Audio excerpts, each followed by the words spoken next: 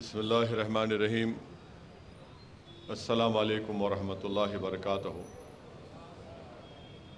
मोअज़्ज़िज़ हाज़रीन इकराम, बुज़ुर्गान क़ौम और मिल्लत, मेरी इज़्ज़तदार माँ और बहनों, शहनशीन व तशरीफ़ फरमा मुताल्लिक़ा रुकन असम्बली मजलिस इत्तेहादुल मुस्लिमीन कारवान, मजलिस इत्तेहादुल मुस्लिमीन के तमाम मोअज़्ज़िज़ क़ाइदीन, उलमाए कराम, मशाइख़ीन उज़्ज़ाम, अराकीन बल्दिया, मेरे अज़ीज़ दोस्तों और बुज़ुर्गों, आप तमाम का बेहद शुक्रिया कि आपने अपना कीमती वक्त निकाल कर मजलिस इत्तेहादुल मुस्लिमीन के हल्क़ असम्बली कारवान में इंतखाबी जलसे में आपने शिरकत की। आप जानते हैं कि 13 मई के दिन हैदराबाद की पार्लियामेंट के इंतखाबात की रायदही का दिन है और अल्हम्दुलिल्लाह मजलिस इत्तेहादुल मुस्लिमीन ने मुझे ये एज़ाज़ बख्शा कि मैं 5वीं मरतबा हैदराबाद पार्लिमानी हल्क़े की आवाम की नुमाइंदगी करने के लिए आज मैं बहैसियत एक उम्मीदवार आपके दरमियान में खड़े होकर आपसे इस बात की अपील कर रहा हूँ कि आप 13 मई के दिन अपने एक एक वोट का इस्तेमाल करिए, पोलिंग परसेंटेज को बढ़ाइए और इस बात को जहन नशीन कर लीजिए कि मजलिस के हक़ में आप वोट सिर्फ इसीलिए नहीं देंगे कि मजलिस कामयाब हो जाए, बल्कि आप मजलिस इत्तेहादुल मुस्लिमीन को वोट इसलिए भी देंगे क्योंकि आप मजलिस इत्तेहादुल मुस्लिमीन पर मेरे अज़ीज़ दोस्तों और बुज़ुर्गों,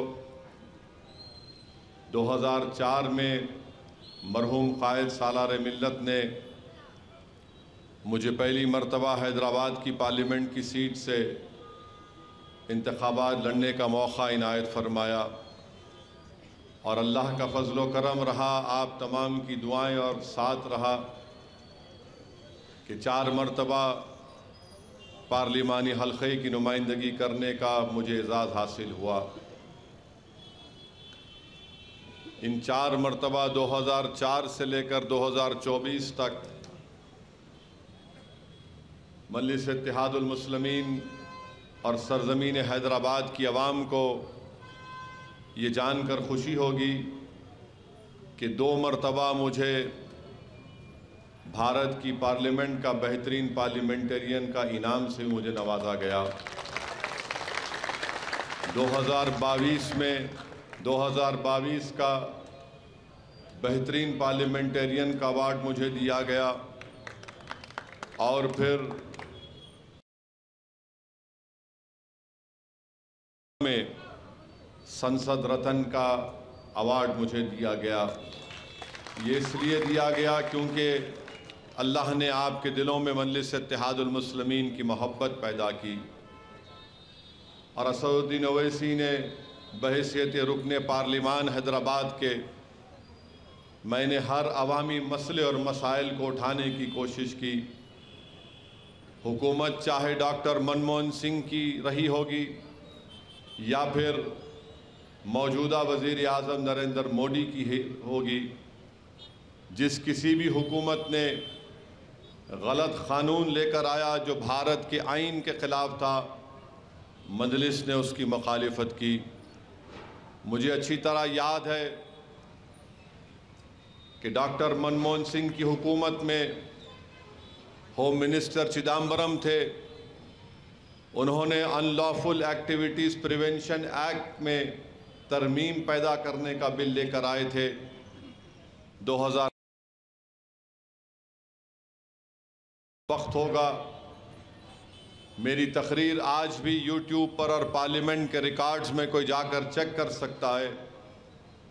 उस वक्त हम यूपीए की तायीद कर रहे थे, मगर उस पूरी पार्लियामेंट में अगर कोई उस क़ानून की मुखालिफत में खड़े होकर तकरीर किया पूरे दलाइल के साथ तो मजलिस इत्तेहादुल मुस्लिमीन का रुकन पार्लिमान था।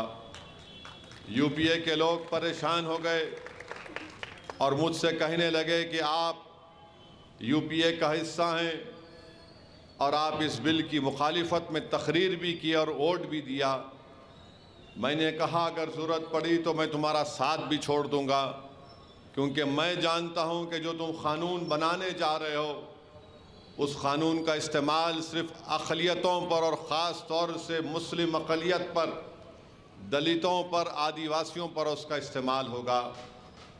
उस वक्त डॉक्टर मनमोहन सिंह की हुकूमत ने मजलिस इत्तेहादुल मुस्लिमीन की इस बातों को नहीं समझा और फिर 2019 जुलाई में जब नरेंद्र मोदी की हुकूमत, अमित शाह ने उस क़ानून में मज़ीद और उसमें सख्ती और गंदगी पैदा की, तो पूरी पार्लियामेंट गवाह है कि लोकसभा में मैं और इम्तियाज़ जलील साहब ने उस क़ानून की धज्जियाँ उड़ाईं। और उस क़ानून की तायीद कौन कर रहे थे? हर सियासी पार्टी कर रही थी जो सेकुलरिज्म का नाम लेती है, जिसमें कांग्रेस भी शामिल थी, जिसमें आरजेडी भी शामिल थी। राज्यसभा में मजलिस ने उसकी मुखालिफत की और आज आप देखते हैं कि उसी क़ानून के ज़रिए 4-4 साल, 5-5 साल मासूम नौजवान हो, प्रोफेसर हो, बल्कि भीमा कोरेगांव महाराष्ट्र के बड़े बड़े दानिश्वर पढ़े लिखे लोग 4-4, 5 साल जेल में सड़कर, कभी बेल मिलती है सुप्रीम कोर्ट को जाकर। एक 85 साल का ईसाई उस जेल में मर गया, उस कानून में उसको बुक कर दिया गया था। मेरे भाई, ये मजलिस ने काम किया। CAA का कानून आया तो मैं मजलिस इत्तेहादुल मुस्लिमीन की तरफ से और इम्तियाज़ जलील ने, हमने पूरी पार्लियामेंट के सामने उस कानून की, हमारे मुल्क के आइन के उन तमाम कॉन्स्टिट्यूशन के आर्टिकल्स को सामने रखकर बताया कि यह कानून राइट टू इक्वालिटी के ख़िलाफ़ है। यह कानून मजहबी तौर पर बनाया जा रहा है, जो आइन इजाज़त नहीं देता मज़हब की बुनियाद पर। और मैंने ये पार्लियामेंट में खड़े होकर ये कहा कि भारत में हमने देखा कि कैसे गांधी ने इस मुल्क को अंग्रेज़ों से आज़ादी दिलाने में अहम रोल अदा किया। महात्मा गांधी जब उस वक्त वाइट साउथ अफ्रीका में थे तो वहाँ पर गांधी ने उस कानून को फाड़ा था, ये कहकर यह कानून नस्ली इम्तियाज़ पैदा करता है। तो मैंने नरेंद्र मोदी के 306 MPs के सामने ये कहा कि मैं भी इस कानून को फाड़ता हूँ, क्योंकि कानून काला कानून है, हम इसको नहीं मानते। मेरे अजीज दोस्तों और बुजुर्गों, किसी में हिम्मत नहीं थी कि बीजेपी के 306 MPs के सामने आइन को सामने रखकर और 300 MPs के सामने इस कानून के बिल को फाड़ देना। ट्रिपल तलाक का तीन मरतबा बिल लोकसभा में पेश हुआ, मजलिस इत्तेहादुल मुस्लिमीन ने उसकी मुखालिफत की। और हमारी मुखालिफत करने का बुनियादी वजह यह थी कि ये राइट टू इक्वालिटी के ख़िलाफ़ है, ये मुस्लिम ख़वातीन के लिए और मसाइब और मुश्किलात का सबब बनेगा। और हमने दलाइल के साथ उन तमाम 3 वक्त भी मजलिस ने उस बिल की मुखालिफत की। लेकर आती है, अगर पार्लियामेंट में अगर बाज़ वक्त तो लोग मजाक उड़ाते थे मेरा और इम्तियाज़ जलील का कि क्या ओवैसी मुखालिफत करेगा, तो हमने मुखालिफत की। पूरा पार्लियामेंट एक तरफ वोट देता था, 500 MPs एक तरफ और 2 MPs मुखालिफत में अपने वोट देते थे। तो बीजेपी वाले हंसते थे कि देखो हम 500 हैं, तुम 2 हैं। तो मैं उठकर कहता था कि जब तारीख लिखी जाएगी, जब मौर्रख का कलम आज़ाद होगा, जब ना तुम होगे, ना मैं होऊंगा, ना मोदी होंगे, ना ओवैसी होगा, तो भारत का मौर्रख लिखेगा कि 2 दीवाने सच्चाई को बयान कर रहे थे, वो देश को बचाने का काम कर रहे थे, भारत के आईन को बचाने का काम कर रहे थे। मेरे भाई, खवातीन को रिजर्वेशन दिया गया, खवातीन को रिजर्वेशन दिया गया तो कौन उठकर कहा कि इस रिजर्वेशन में भारत की 50% से ज्यादा आबादी बैकवर्ड क्लास पर मुश्तमिल है। हमने उनसे पूछा कि तुमने बैकवर्ड क्लास का रिजर्वेशन मंडल कमीशन में तो मिल रहा है, तालीम में और रोजगार में, तो क्यों नहीं खवातीन में उनको दिया जाता है? हमने सवाल किया कि जब तुम खवातीन के रिजर्वेशन की बात कर रहे हो तो बताओ, 17 या 18 पार्लियामेंट के इलेक्शन अब तक हुए, सिर्फ 20 या 22 मुस्लिम खवातीन जीत कर MP बनी, तो क्यों नहीं तुम मुस्लिम खवातीन का रिजर्वेशन देते? हम खवातीन की तुम जब बात कर रहे तो OBC खवातीन की, मुस्लिम खवातीन को भी शामिल करो। मोदी बैठे हुए हैं, अमित शाह, तमाम पूरी पार्टियां मिलकर उस बिल की तायीद किए। 2 लोग आखिर वक्त तक उसकी जो मुखालिफत कर रहे थे तो वो मजलिस इत्तेहादुल मुस्लिमीन के थे। क्यों कर रहे थे? क्योंकि हम चाहते थे कि हमारी खवातीन को भी मौका मिले पार्लियामेंट में आने का। रिजर्वेशन अगर होगा खवातीन का तो OBC खवातीन कैसे उससे उनको नहीं शामिल किया जाएगा? जो भारत की आबादी के 50% से ज्यादा OBC की पॉपुलेशन है, अदर बैकवर्ड कास्ट की। फिर मुस्लिम अक़लियत है, 17 करोड़ की आबादी, 15% है। हमने पूछा कि 50 और ये मिला लो 65% हो जाते हैं, तुम 65% के खवातीन को रिजर्वेशन कैसे नहीं दोगे? तो जब मैं अपने अमेंडमेंट्स को, तरमीमात को पेश कर रहा था पार्लियामेंट में, लोकसभा में, तो लोकसभा के स्पीकर ओम बिरला ने कहा कि असदुद्दीन ओवैसी तुम तरमीम को पेश करोगे? मैंने कहा स्पीकर साहब, मैं खड़े होकर अपनी तरमीमात को पेश करूंगा। तो स्पीकर ने कहा कि आपके साथ तायीद करने वाले कोई नहीं है। मैंने कहा स्पीकर साहब, मेरे साथ मेरा अल्लाह है, मैं अल्लाह के लिए कर रहा हूं, क्योंकि इंसाफ की तालीम हमको दी जाती है। और यही बात दुनिया ने देखी और बाद में कई OBC ऑर्गेनाइजेशन के जिम्मेदारों ने मुझसे राब्ता पैदा किया और कहा कि असदुद्दीन ओवैसी अगर पूरी पार्लियामेंट में कोई बैकवर्ड क्लास के खवातीन की रिजर्वेशन की बात किया तो आप और इम्तियाज जलील ने किया, हम आपका शुक्रिया अदा करते हैं। मेरे अजीज दोस्तों और बुजुर्गों, मजलिस खवातीन के खिलाफ ना थी ना कभी रहेगी। हम भी खवातीन को उनका हक दिलाना चाहते हैं। ये आज BJP RSS वाले कहते हैं कि मजलिस मुस्लिम खवातीन को सामने नहीं लाना चाहती। अरे दीवानों, हमारे पास हमारी बहनें, हमारी बेटियां अराकीन बल्दियां हैं। बल्कि 2004 में सिकंदराबाद से भी मजलिस ने एक उम्मीदवार को खड़ा किया था। अल्लाह उनकी मग़फ़रत करे, आज उस दुनिया में नहीं है।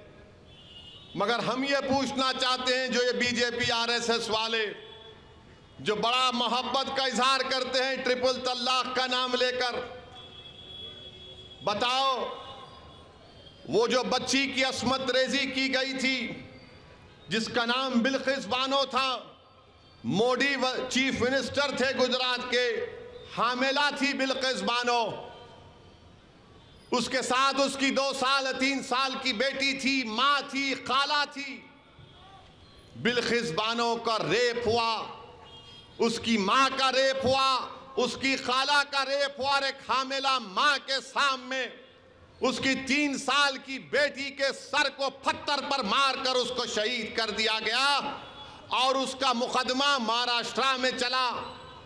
तो नरेंद्र मोदी की हुकूमत ने उन तमाम खातिलीन को उनको रिमिशन पे छोड़ दिया। बताओ BJP RSS वालों, अगर उसका नाम बिल्किस बानो नहीं होता, कोई और होता, तो क्या तुम उसको छोड़ते? बताओ, ये जवाब दो। बड़ी मोहब्बत के दावे, तुम्हारी मोहब्बत में कोई सच्चाई नहीं है, तुम दुश्मन हो। तुम्हारी हुकूमत कर्नाटका में तुमने हिजाब का मसला उठाया, तुमने मुस्लिम बेटियों को हिजाब पहनने नहीं दिया। आज तुम बड़ी बड़ी बातें करते हो। मेरे अजीज दोस्तों और बुजुर्गों, बिल्किस बानो को आप सोचिए कि अगर बिल्किस बानो आपकी बेटी है, तसव्वुर करो, अपने दिलों पर जोर डालो कि उसके अस्मत रेजी के 22-23 साल के बाद उसको दोबारा सुप्रीम कोर्ट जाना पड़ा कि मुझे रेप करने वालों को मत छोड़ो, सुप्रीम कोर्ट को जाकर कहना पड़ा। सोचो थोड़ी देर के लिए कि उस हमारी बेटी को 2002 में उसका रेप हुआ, 2022 या 23 में उसको सुप्रीम कोर्ट जाना पड़ा कि मेरे रेप करने वालों को, मेरी बेटी का कत्ल करने वालों को, मेरी मां का कत्ल करने वालों को मत छोड़ा जाए। और आज बीजेपी आरएसएस बड़ी बात करती है। मेरे अजीज दोस्तों और बुजुर्गों, गोश्त की दुकानों पर हमले, मॉब लिंचिंग,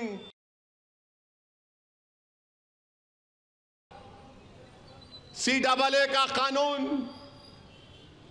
और फिर CAA का NPR NRC से जोड़कर देखना पड़ेगा। जिस दिन NPR NRC लागू होगा, मेरी बात जहन नशीन कर लो आप, मैं जज्बात में लाने के लिए नहीं कह रहा हूं। नरेंद्र मोदी की हुकूमत NPR NRC कराना चाहती है। अमित शाह मेरा नाम लेकर लोकसभा में बोले, असदुद्दीन ओवैसी NPR NRC तो होकर रहेगा। और NPR NRC क्या है? अगर जब NPR बनेगा, कौसर मोहिउद्दीन का नाम लिखा जाएगा या लायक अली का नाम लिखा जाएगा, और इनसे कहा कोई भी जाकर ये भारत के शहरी नहीं है, तो बल्दिया का ऑफिसर इकबाल साहब से कहेगा, कौसर मोहिउद्दीन से कहेगा, लायक अली से कहेगा कि अब तुम्हारी जिम्मेदारी है कि तुम साबित करो तो कि तुम भारत के शहरी हो। अब आप बताइए इकबाल साहब, अपने दादा का बर्थ सर्टिफिकेट कहां से लाएंगे? लायक अली कहां से लाएगा? और आपको मालूम, भारत में शायद 7 या 8% लोगों के पास पासपोर्ट है। बर्थ सर्टिफिकेट का कानून बना 1960 में। मेरे भाई, ये लोग NPR NRC के जरिए कमजोरों को, मजलूमों को भारत की शहरियत से महरूम करना चाहते हैं। अगर बीजेपी RSS वाले मेरी बात को सुन रहे हैं तो बताओ, क्या आसाम में सुप्रीम कोर्ट ने NPR NRC नहीं किया? उसमें से 2 लाख आसाम के मुसलमानों के नाम नहीं आए 20 लाख में से। तो हेमंत बिस्व शर्मा जो आसाम का चीफ मिनिस्टर है, कहता है कि हम CAA के कानून के तहत जितने गैर मुस्लिम है उनको सिटीजनशिप दे देंगे। मुसलमान क्या करेगा? फॉरेनर्स ट्राइब्यूनल में केस लड़ना पड़ेगा उसको। ये बीजेपी पूरे मुल्क में करना चाहती है।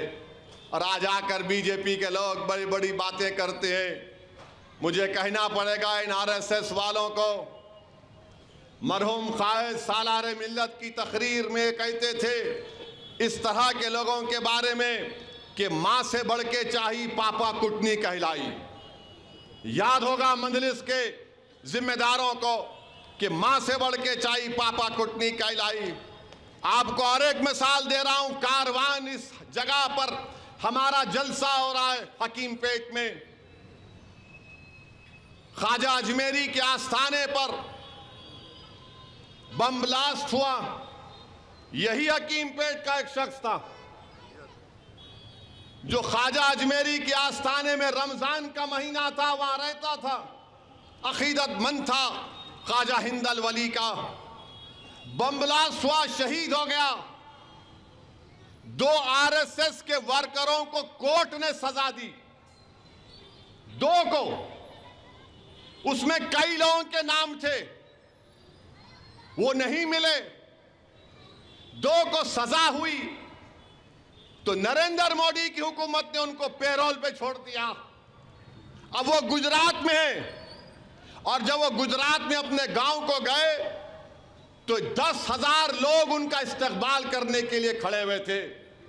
आप बोलेंगे कहां पर तलाश करेंगे न्यूज, बताओ असदुद्दीन ओवैसी। हजरत गूगल पर जाकर इंडियन एक्सप्रेस की रिपोर्ट देख लो। ये इन्होंने काम किया है और बोलते दहशतगर्दी को हम बर्दाश्त नहीं करेंगे। अरे तुमने दहशतगर्दों को छोड़ा, तुमने बच्चियों के कातिल को रस्मत रेजी करने वालों को छोड़ा, तुमने हकीम पेट के मारने वाले उन जालिमों को तुमने छोड़ा और आज तुम दहशतगर्दी से हम कोई कॉम्प्रोमाइज नहीं करेंगे। मक्का मस्जिद का बम ब्लास्ट हुआ, अपील नहीं करते, जिसमें 8 या 10 लोग मारे गए। एक मासूम बच्चा जो 20 पारों का हाफिज कुरान था, उसका आधा सर उड़ गया था, खिलवत का रहने वाला। आप अपील नहीं किए। क्यों अपील नहीं किए? क्योंकि उसमें बड़े बड़े लोगों का नाम आया।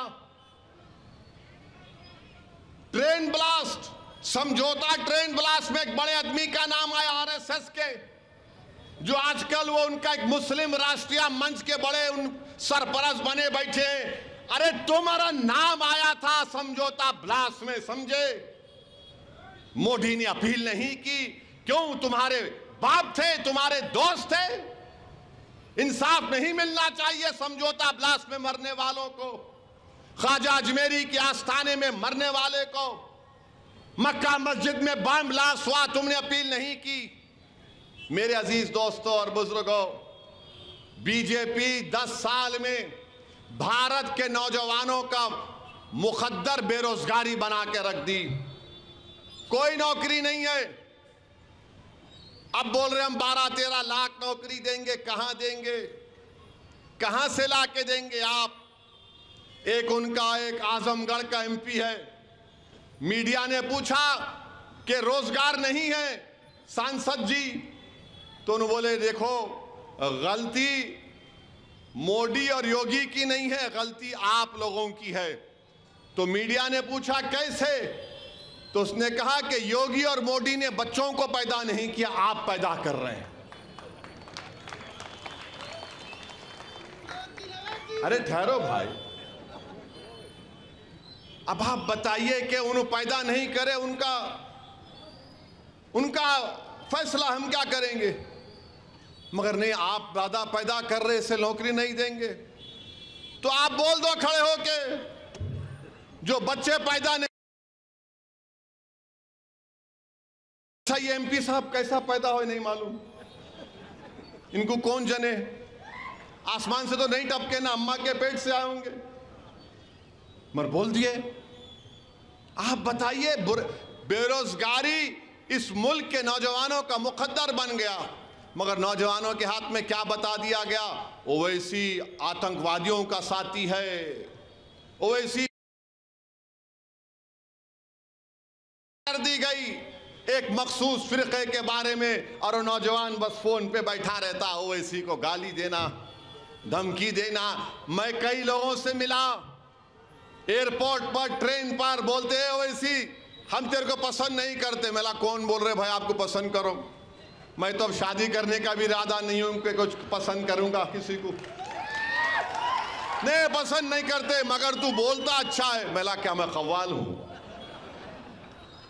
नहीं, एक फोटो ले लेंगे। मला एक नहीं 2 लो, मला घर में लगा के रखो, अच्छा दिखेगा घर में तुम्हारे।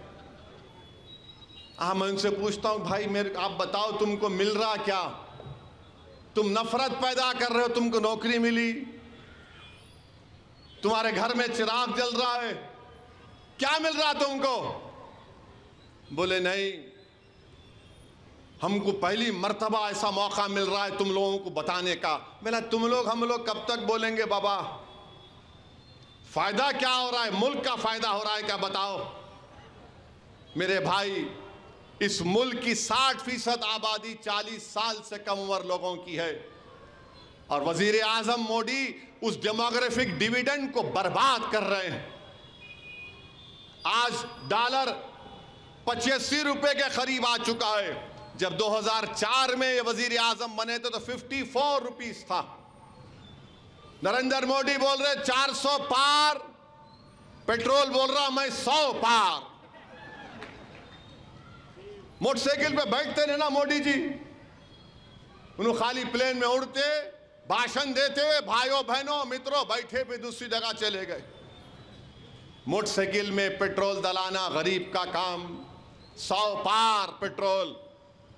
मगर इनको क्या, नहीं नहीं नहीं, ओवैसी को हराना है,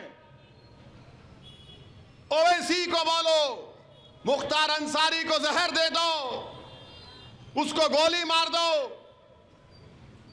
मेरे अजीज दोस्तों, नफरत पैदा करने से क्या फायदा हो रहा है इस मुल्क को? मुल्क कमजोर हो रहा है। बीजेपी हर महाज पर नाकाम। अमित शाह बोलते हैं कि चीन हमारी जमीन पर कब्जा नहीं किया। मैं चैलेंज करके बोल रहा हूं, चीन भारत की सरजमीन पे कब्जा करके बैठा हुआ है। ये नरेंद्र मोदी बोले थे ना घुसा है ना घुसेगा। अरे 56 इंच का सीना है तो लेके चलो पूरे मीडिया को। डीजीपी की प्रेस कॉन्फ्रेंस हुई पूरे मुल्क के, उसमें लद्दाख की डीजीपी ने कहा कि 65 पेट्रोलिंग पॉइंट में से 25 पर हम नहीं जा सकते मोदी जी। 25 पेट्रोलिंग पॉइंट हम खो दिए। चाइना की पीपल्स लिबरेशन आर्मी बैठी हुई है, ऊपर डेप्सांग डेमचाक है, चीन बैठा हुआ, हम नहीं जा सकते। और अगर डेप्सांग डेमचाक से चीन को नहीं निकालेंगे तो याद रखो मेरी बात को, एक दिन हम सियाचिन को भी खो देंगे। अब ये बीजेपी के लोग सुनेंगे तो बोलेंगे हाँ तुम ओल्ड सिटी के, तुम्हारे को डेप्सांग डेमचाक क्या मालूम, तुमको सियाचिन क्या मालूम। अरे प्यारे, कान में फूल नहीं है, हर चीज मालूम, हर चीज मालूम। मगर तुम आंख बंद करके चीन को जमीन दे चुके हो। बिलियंस ऑफ डॉलर चीन का इन्वेस्टमेंट इंडिया में, और हमारी जमीन से निकाल नहीं सक रहे। और मोदी जी क्या बोलते, तुष्टीकरण, अपीसमेंट हो रहा है। कौन सा तुष्टीकरण हो रहा है? कपड़े देखकर पहचानो, अब बोल रहे खाना देखकर पहचानो। वजीर आजम हर महाज पर नाकाम साबित है। ये और बात है कि एक ताकतवर अपोजिशन अगर होता तो शायद इसका फायदा उठा लेता, मगर हम तो हैं, हमारी जिम्मेदारी है कि हम ऐसी हुकूमत के सामने मसले मसाइल को उठाएं। बताओ आरएसएस बीजेपी वालों, तुम यूनिफॉर्म सिविल कोड की बात करते हो। यूनिफॉर्म सिविल कोड तुमने उत्तराखंड में लागू किया, पूरा अपर कास्ट का यूनिफॉर्म सिविल कोड है उत्तराखंड का। बताओ दलित लोग, हमारे बैकवर्ड क्लास के लोगों का कल्चर तहजीब नहीं है, उसका क्या होगा? और आप उत्तराखंड में यूनिफॉर्म सिविल कोड क्या क्या कर दिया? मुसलमान निकाह नहीं कर सकता, शादी करने के लिए स्पेशल मैरिज एक्ट में शादी करना पड़ेगा, निकाह नहीं होगा। स्पेशल मैरिज एक्ट में मेहर देने का प्रोविजन नहीं है। बताओ ये कौन सा यूनिफॉर्म सिविल कोड है जो मुझे अपने मजहब के तहत निकाह करने का मौका नहीं देता, जो मुझे अपने मजहब के तहत दुल्हन को मेहर देने का मौका नहीं देता? मेरे भाई, आप जान रहे हैं, देख रहे हैं, ये इनका सोच है, ये इनका कारनामे है।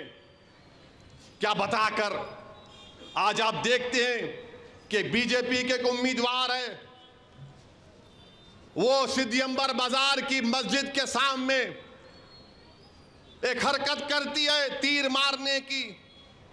मैं पूछना चाहता हूं, क्या बीजेपी 6 दिसंबर से दिल नहीं भरा तुम्हारा?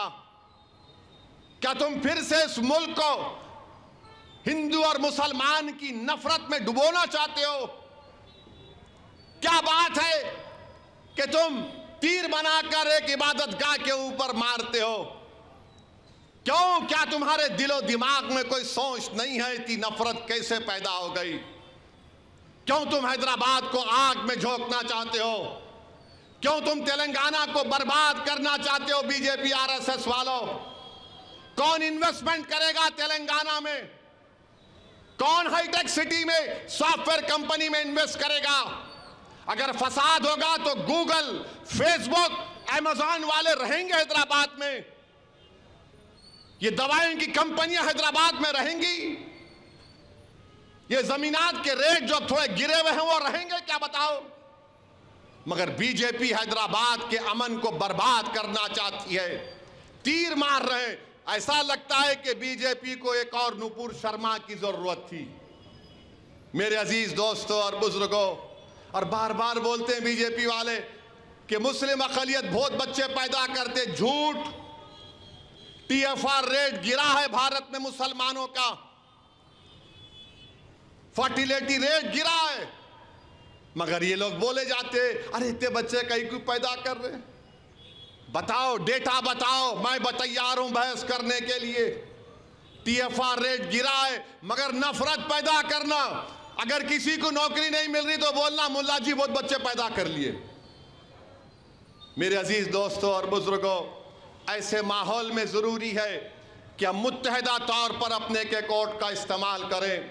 लोग आएंगे हमारे इत्तेहाद को कमजोर करने के लिए, लोग आएंगे हमारे वोट को छीनने के लिए, मगर 13 मई को तारीख लिखी जाएगी। 13 मई को तारीख लिखी जाएगी इंशाअल्लाह ताला, और तारीख ये लिखी जाएगी कि कौन सच्चाई के साथ था और कौन झूठ के साथ था। 13 मई को तारीख लिखी जाएगी कि कौन हैदराबाद को हैदराबाद के नाम से रखना चाहता था और कौन हैदराबाद के नाम को तब्दील करना चाहता था। 13 मई को तारीख लिखी जाएगी कि कौन अमन चाहता था और कौन फसाद चाहता था। 13 मई को तारीख लिखी जाएगी कि कौन हिंदू मुस्लिम दलित बैकवर्ड क्लास के इत्तेहाद को मजबूत करना चाहता था और कौन उसको चूर चूर करना चाहता था। हैदराबाद तरक्की की राह पर है, कमजोरियां जरूर हैं, मगर याद रखिए अगर 1990 का हैदराबाद बनेगा तो फिर किसके पास क्या बचेगा। ये बीजेपी RSS 1990 के दहे में तेलंगाना को लेकर जाना चाहती है। इसीलिए मेरी आप तमाम से अपील है कि मुत्तहिदा तौर पर अपने वोट का इस्तेमाल करिए। मैं हमारे दलित भाइयों से और उन तमाम लोगों से कहना चाहूंगा जो अंबेडकर को मानते, बाबा साहेब अंबेडकर को, याद रखो मेरी इस बात को, लिख के रख लो। नरेंद्र मोदी संविधान में, आईन में, कॉन्स्टिट्यूशन में तब्दीली पैदा करेगा।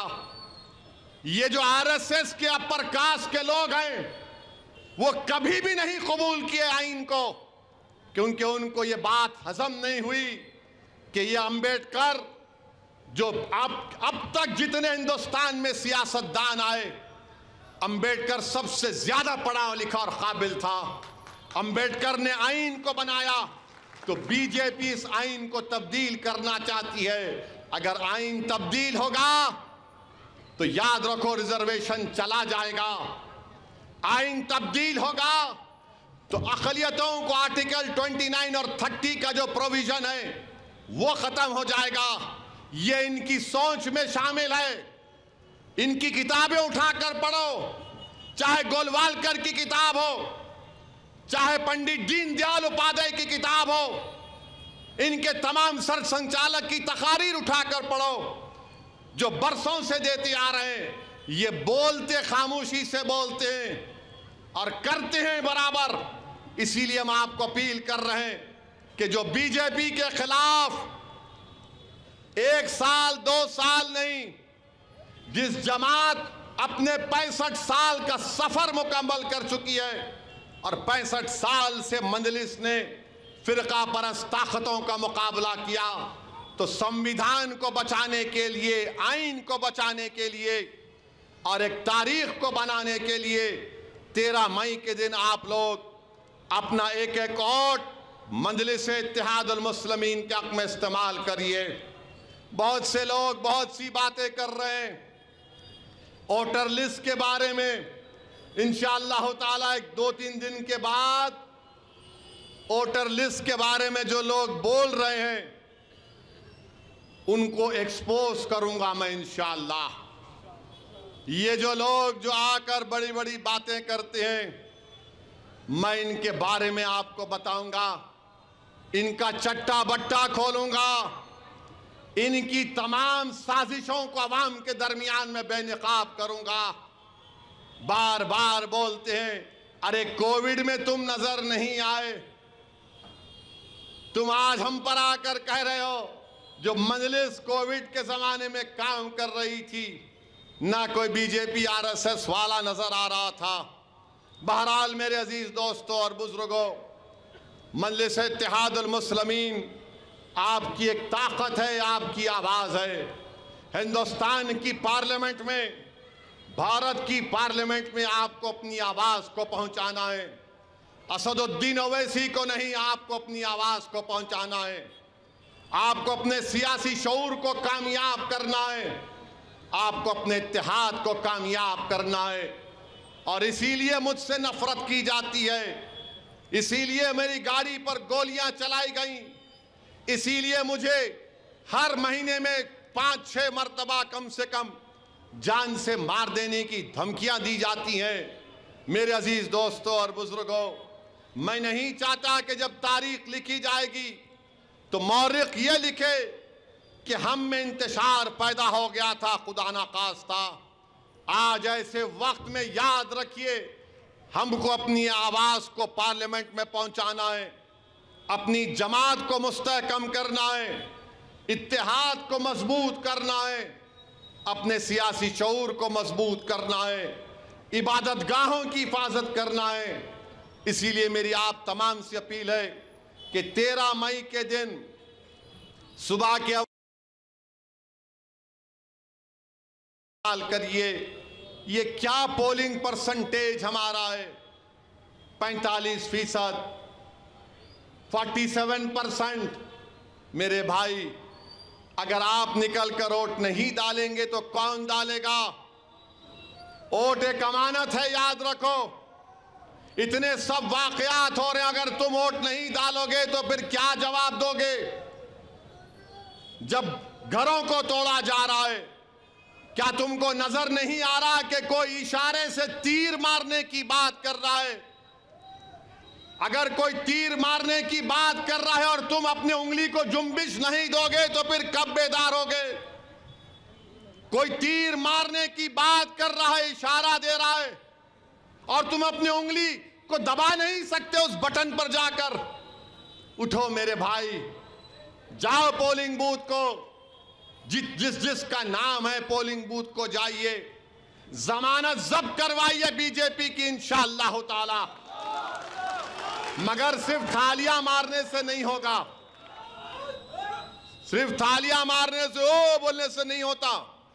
बूथ को जाना है, पोलिंग बूथ को जाकर जहां पे पतंग का निशान नजर आया, दबा के बोलना इशरत के लिए मार रहा हूं वोट मजलिस के हक में।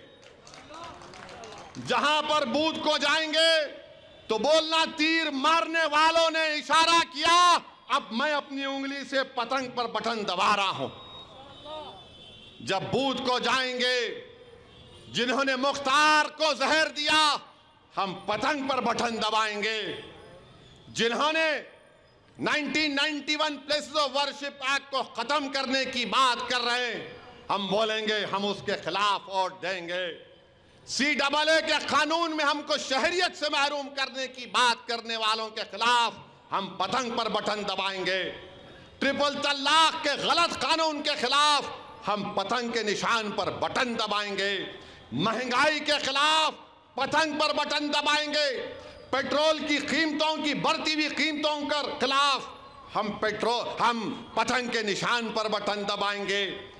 जो लोग शहर हैदराबाद के अमन को बर्बाद करना चाहते हैं, हम उनके खिलाफ पतंग के निशान पर बटन दबाएंगे। जो भारत के संविधान को खत्म करना चाहते हैं अम्बेडकर के, हम उनके खिलाफ पतंग के निशान पर बटन दबाएंगे। इतने वजूहात आपके पास हैं, सिर्फ आपको अपनी जिंदगी का सबूत देना है। उठकर जाओ मेरे भाई, उठकर जाओ। याद रखो, भारी अक्सरियत से मजलिस इत्तेहादुल मुस्लिमीन को कामयाब करिए। लोग हमारी तरफ निगाहें उठाकर देख रहे हैं, पूरा मुल्क देख रहा है कि हैदराबाद की आवाम अब कैसा फैसला देने वाली है। मैं आपसे अपील कर रहा हूं कि हमको अपने एक वोट का इस्तेमाल करेंगे तो यकीनन एक बेहतरीन पैगाम जाएगा। हैदराबाद में पतंग और तेलंगाना में बीजेपी का सफाया होना चाहिए इंशाअल्लाह ताला। क्या आप ये काम करेंगे? हैदराबाद में पतंग और तेलंगाना में बीजेपी का सफाया इंशाअल्लाह ताला। मैं खुलकर कह रहा हूं, असेंबली के इलेक्शन में एक अलग फैसला लिया गया था, मगर ये पार्लियामेंट का इलेक्शन है, बीजेपी को हराना है।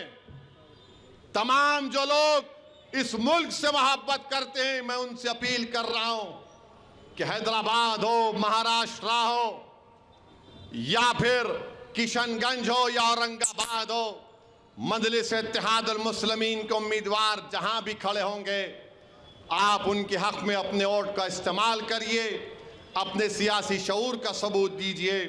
मुझे इजाज़त दीजिए, मुझे या खुदपुरे में एक और जलसे में जाना है। मैं आपसे इजाज़त चाहता हूं। अस्सलाम वालेकुम व रहमतुल्लाह। दोस्तों प्लीज हमारे मीडिया टाइम्स चैनल को सब्सक्राइब कीजिए और ये बाजू वाले बेल आइकॉन के बटन को भी जरूर दबाइए ताकि हमारे लेटेस्ट रोजाना आने वाले न्यूज आपको आसानी से मिल सके। Thank you.